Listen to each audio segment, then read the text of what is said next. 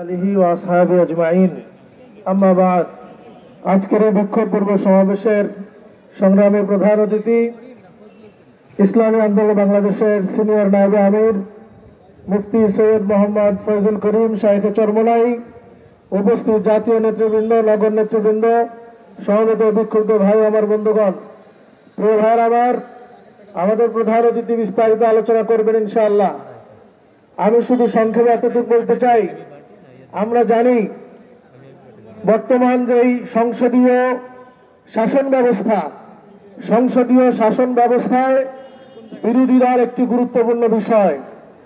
যদি শক্তিশালী বিরোধী দল না থাকে তাহলে সেই সংসদ শক্তিশালী হয় না, সরকারও শক্তিশালী হয় না, দেশের জনগণ অধিকার বঞ্চিত হয়ে যায়।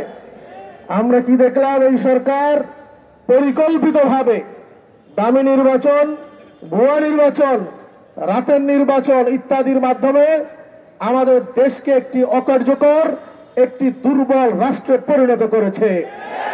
যে কারণে আমরা যেদিকেই তাকাই, অর্থনীতিতে কালো মেঘ, শিক্ষা ব্যবস্থায় ভুয়া জিনিস, সকল ক্ষেত্রে আমরা দেখতে পাই আমাদের সামনে কালো মেঘ ঘন ঘটা দেখা দিয়েছে। কথা বলে ঠিক কিনা? প্রিয় ভাইয়ের আমার, এভাবে একটি রাষ্ট্র চলতে পারে না।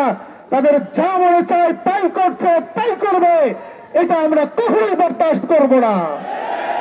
আপনারা দেখেছেন, আজকে সকালে আমি দেখেছি সমাজসেবা অধিদপ্তরের তাদের ওয়েবসাইটে দেখলাম বাংলাদেশে হিজড়া সংখ্যা মাত্র 10,000, কোন জায়গায় পাওয়া যায় 12,000, আর এদেশের জনগণ হলো 18 কোটি। 18 কোটি মানুষের মধ্যে 10,000 পার্সেন্টেজ করতে গেলে খুবই নগণ্য একটা বিষয় হয়ে দাঁড়ায়। আবার হিজড়াদের অধিকার প্রতিষ্ঠিত হোক, ইসলাম বলে, আমরা বলি, মানবতা বলে, আমাদের কোনো তাতে আপত্তি নাই। কিন্তু আপনি 10,000 শিক্ষার্থী, 10,000 মানুষের অধিকারের নাম দিয়ে, শিরোনাম দিয়া আপনি ভিতরে অন্য কি দিচ্ছেন, এটা এদেশের মানুষ টের পেয়ে গেছে। কি বলেন, ঠিক না? আমাদেরকে ধোঁকা দেওয়ার কোন সুযোগ নাই। আমরা বুঝে ফেলেছি আপনারা হিজড়ার অধিকার নামে এদেশে কি করতে চান, আমাদের সামনে স্পষ্ট হয়ে গেছে।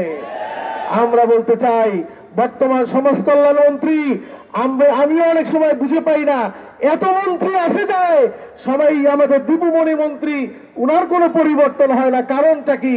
আমি খুঁজে দেখলাম, উনি যখন পররাষ্ট্রমন্ত্রী ছিলেন তখন বাংলাদেশে উনি এই ট্রান্সজেন্ডার সমকামিতা আমদানি করেছেন।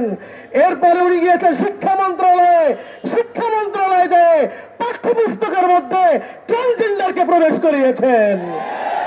এতটুকুতেই শেষ নয়, পত্রপত্রিকায় ঘেটে দেখবেন এই ট্রান্সজেন্ডারের আইন পাস করতে হলে সমাজ কল্যাণ মন্ত্রণালয় থেকে করতে হয়। দুর্ভাগ্য জাতির এই কপাল পোড়া মন্ত্রীকে আবার এখন সেই সমাজ কল্যাণ মন্ত্রণালয়ের দায়িত্ব দেওয়া হয়েছে। সে ষড়যন্ত্র করছে, সে এজেন্ডা নিয়ে এসেছে, বাংলাদেশে এই আইন সে পাস করবে।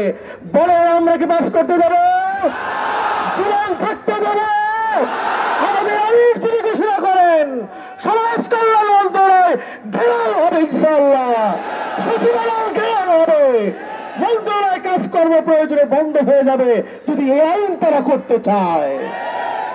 আমরা আগামী দিনের সকল কর্মসূচিতে, আন্দোলনে আপনারা পাশে থাকবেন এবং দেশের মানুষের অধিকার প্রতিষ্ঠিত হবে, এই আহ্বান জানিয়ে